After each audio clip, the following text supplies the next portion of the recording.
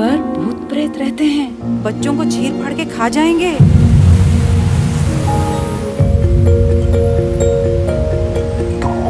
ছবির নাম বাহুবলী, যার অর্থ শক্তিশালী মানুষ। নির্মাণ ব্যয় ও ছবির পরিসরের কারণে ছবিটি এখন আলোচনায়। এস রাজমৌলি পরিচালিত সিনেমা বাহুবলী দ্য বিগিনিং ছবিটি যেন করাই হয়েছে রেকর্ড বুকের পৃষ্ঠা ভরার জন্য।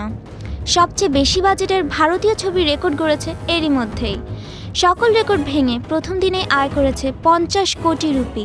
শুধু তাই নয়, সিনেমাটির একটি পোস্টার বিশ্বের সবচেয়ে বড় সিনে পোস্টার হিসেবে বিশ্ব রেকর্ডও দখল করেছে।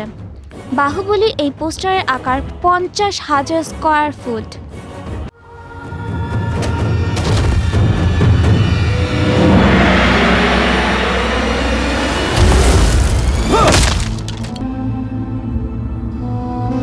পৌরাণিক কাহিনী অবলম্বনে যুদ্ধ নিয়ে এক বিশাল পরিসরের ছবি বাহুবলী। বাহুবলী হচ্ছে এক রাজপুত্রের গল্প, যাকে শৈশবেই রাজ্য ছাড়তে হয় পালিয়ে। পরে সেই আবার সিংহাসন দখল নিতে ফিরে আসে, কিন্তু তার আগে তাকে লড়তে হয় বিশাল এক সেনাবাহিনীর বিরুদ্ধে।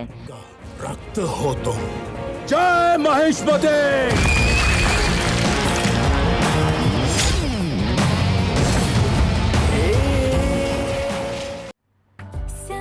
সিনেমাটির প্রধান চরিত্রে অভিনয় করেছে ভারতের দক্ষিণী সিনেমার তারকা প্রভাস, রানা দাগুবাতি, রামাইয়া কৃষ্ণা, আনুষ্কা শেঠি, তামান্না সহ অনেকে।